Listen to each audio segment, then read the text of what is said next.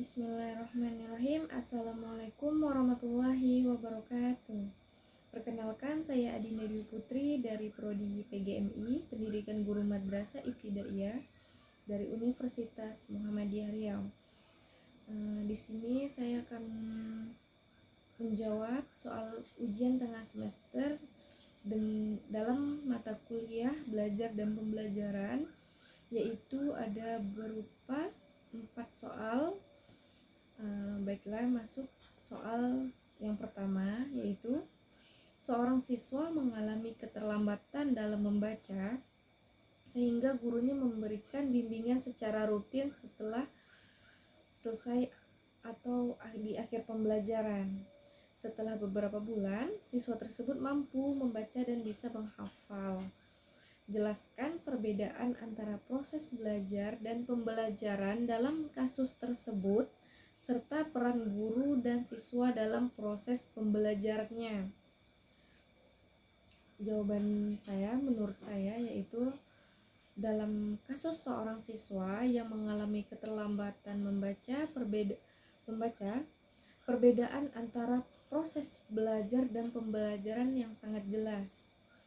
Belajar itu merupakan usaha yang dilakukan siswa sendiri untuk menguasai kemampuan baru seperti membaca. Proses ini bisa terjadi dalam diri siswa, di mana ia mau berusaha memahami, mengingat, dan akhirnya bisa membaca dengan lancar. Belajar mampu membuat perubahan perilaku atau kemampuan pada siswa setelah mengalami interaksi dengan lingkungan atau pengalaman yang baru.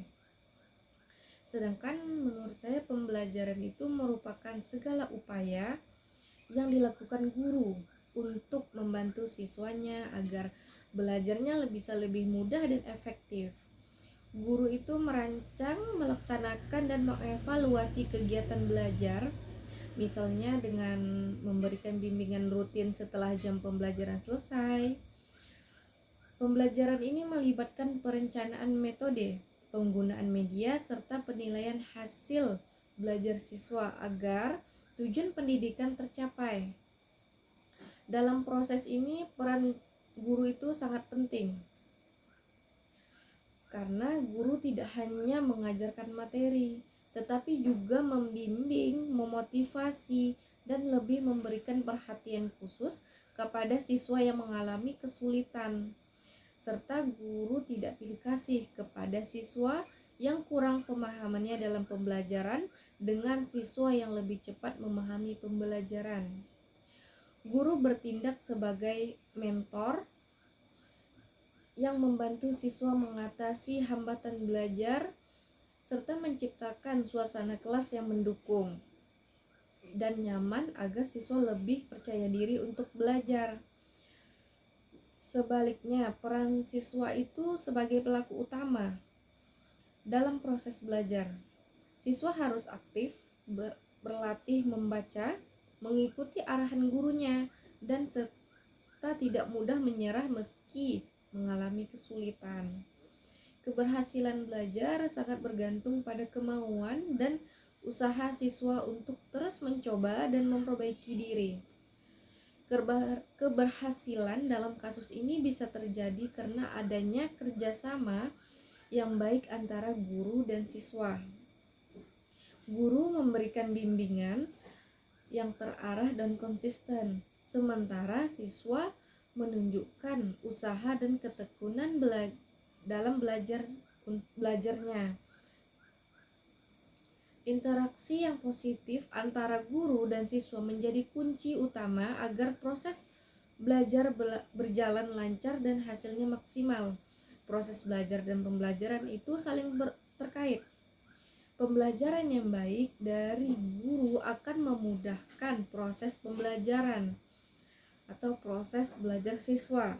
Sebaliknya juga, proses belajar yang aktif dari siswa akan membuat pembelajaran menjadi efektif. Dalam kasus ini, bimbingan guru membantu siswa agar proses belajar membaca menjadi lancar dan akhirnya bisa menghafal. yang pada akhirnya setelah beberapa bulan siswa tersebut mengalami perubahan positif pun terjadi. Siswa yang sebelumnya mengalami keterlambatan membaca kini mampu membaca dengan lancar dan mulai bisa menghafal. Hal ini menunjukkan bahwa proses belajar yang aktif dari siswa didukung oleh pembelajaran yang efektif dari guru dapat mengatasi hambatan belajar dan meningkatkan kemampuan siswa secara nyata. Masuk ke soal kedua, yaitu soalnya dalam proses pembelajaran di sebuah kelas, guru menggunakan media visual, praktik langsung, diskusi kelompok, dan kuis interaktif dalam menyampaikan materi IPAS tentang sumber energi dan pemanfaatannya. Berdasarkan paparan di atas, identifikasilah jenis-jenis pembelajaran yang diterapkan oleh guru serta jelaskan prinsip-prinsip pembelajaran yang tampak dalam proses tersebut. Lalu jelaskan mengapa banyaknya metode ini penting dalam proses pembelajaran. Jawaban saya di sini, jadi dalam proses pembelajaran IPAS tentang sumber energi dan pemanfaatannya, guru menggunakan beberapa atau berbagai macam jenis metode pembelajaran. Yang pertama itu ada media visual atau seperti gambar atau video yang membantu siswa memahami materi dengan lebih jelas. Kedua yaitu praktik langsung yang membuat siswa belajar dengan sendirinya sehingga mereka bisa merasakan dan mengerti konsep secara nyata. Yang ketiga itu ada diskusi kelompok yang mendorong siswa untuk bertukar pendapat dan belajar dari teman-temannya. Yang terakhir itu ada kuis interaktif yang membuat suasana belajar lebih seru dan melibatkan siswa secara aktif. Prinsip pembelajaran yang tampak dalam proses ini yaitu pembelajaran yang aktif dan menyenangkan. Guru berusaha menciptakan suasana di mana siswa tidak hanya mendengarkan tetapi ikut juga berpikir, bertanya, dan berinteraksi.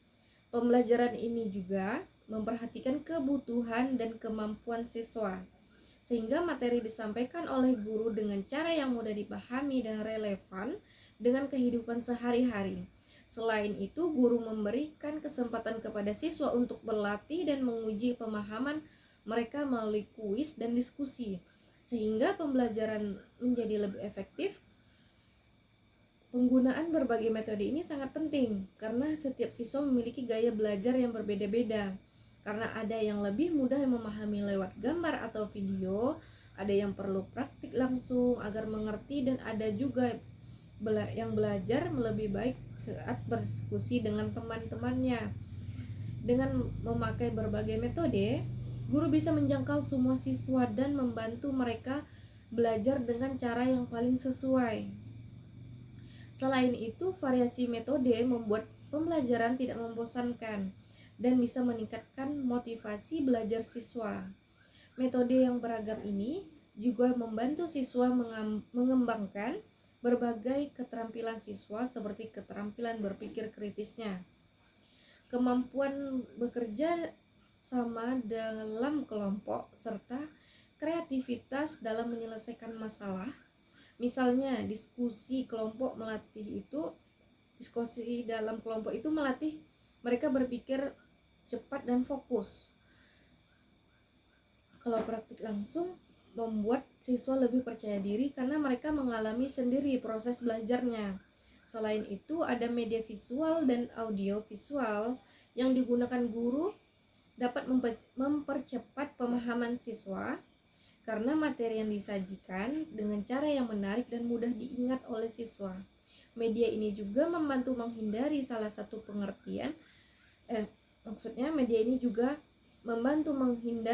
pengertian karena siswa bisa melihat contohnya nyata atau ilustrasi yang jelas.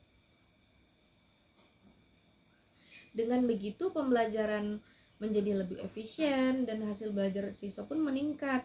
Jadi, guru dapat menerapkan pembelajaran interaktif,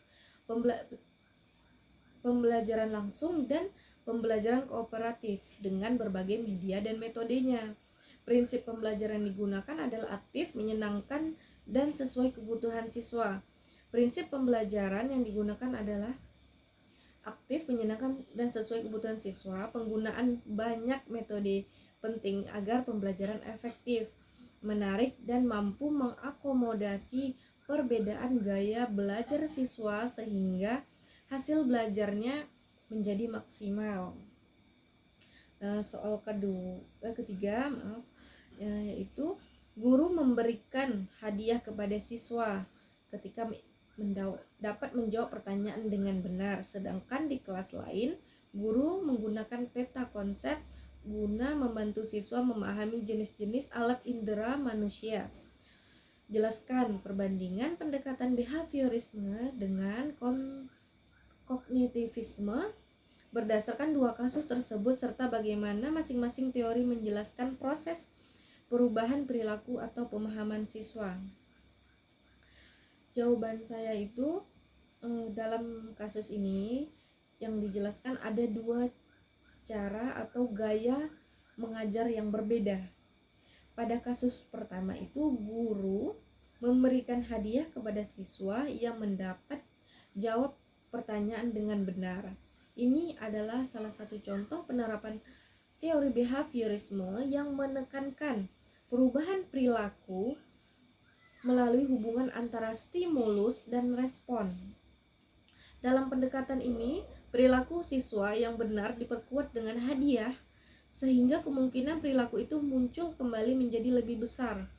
Behaviorisme fokus pada apa yang bisa diamati, yaitu perilaku siswa yang berubah karena adanya penguatan dari guru.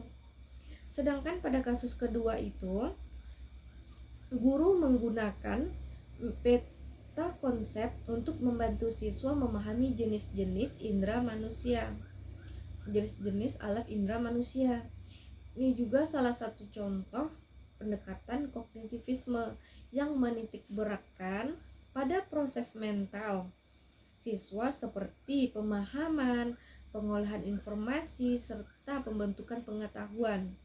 Dengan peta konsep, siswa diajak untuk mengorganisasi informasi secara sistematis sehingga mereka bisa memahami materi secara mendalam, bukan hanya menghafal. Kognitivisme ini melihat belajar sebagai proses aktif yang melibatkan pikirannya dan pemaknaannya. Dalam teori behaviorisme, perubahan itu terjadi karena adanya penguatan dari lingkungan.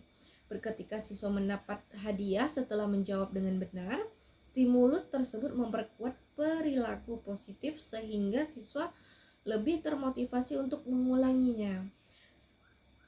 Jadi behaviorisme itu adalah perubahan perilaku yang bisa dilihat atau diukur melalui respon terhadap rangsangan tertentu. Sedangkan dalam kognitivisme, perubahan yang terjadi melalui proses mental yang kompleks seperti mengingat, memahami, dan menyusun informasi baru. Siswa aktif mengolah informasi yang diterima misalnya dengan menggunakan peta konsep sehingga mereka membangun pengetahuan yang bermakna dan bisa mengaplikasikannya. Proses ini tidak hanya mengubah perilaku, tetapi juga memperdalam pemahaman siswa secara internal. Pendekatan behaviorisme itu penting untuk membentuk dan memperkuat perilaku yang diinginkan, terutama untuk pembelajaran yang membutuhkan latihan dan pengulangan seperti menghafal atau menjawab soal. Hadiah sebagai penguatan membuat siswa termotivasi dan fokus pada tujuan pembelajaran. Sementara itu, pendekatan kognitivisme ini sangat penting untuk mengembangkan kemampuan berpikir kritis dan pemahaman konsep yang lebih mendalam. Dengan metode seperti peta konsep, siswa tidak hanya menghafal tetapi juga mampu menghubungkan informasi dan menerapkannya dalam situasi baru. Ini membantu siswa dan menjadi pembelajar yang mandiri dan kreatif. Behaviorisme menekankan perubahan perilaku melalui penguatan eksternal, sedangkan kognitivisme ini menekankan proses mental dan pemahaman secara internal. Dalam pembelajaran, kedua pendekatan ini saling melengkapi dan dapat digunakan sesuai dengan tujuan dan karakteristik materi serta siswa. Soal keempat yaitu seorang guru mendorong siswa mengemukakan pendapat tentang beberapa isu sosial di sekolah dan mengajak siswa membuat proyek sosial bersama sebagai bentuk pengamalan nilai-nilai Pancasila.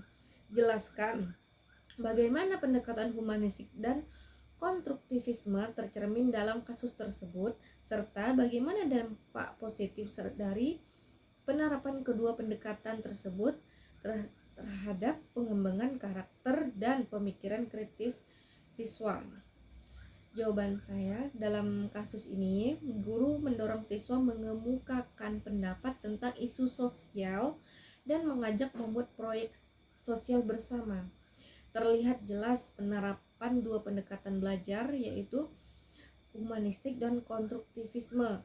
Pendekatan humanistik itu menempatkan siswa sebagai pusat pembelajaran dengan memperhatikan kebutuhan emosionalnya dan perkembangan kepribadian mereka secara menyeluruh. Guru bertindak sebagai fasilitator yang mendukung siswa untuk mengembangkan potensi diri dan nilai-nilai kemanusiaan seperti rasa empati dan tanggung jawab sosial. Dengan mengajak siswa berdiskusi tentang isu sosial, guru membantu mereka merenungkan nilai-nilai Pancasila dan membangun karakter positif yang berlandaskan pada hati nurani dan kesadaran moral.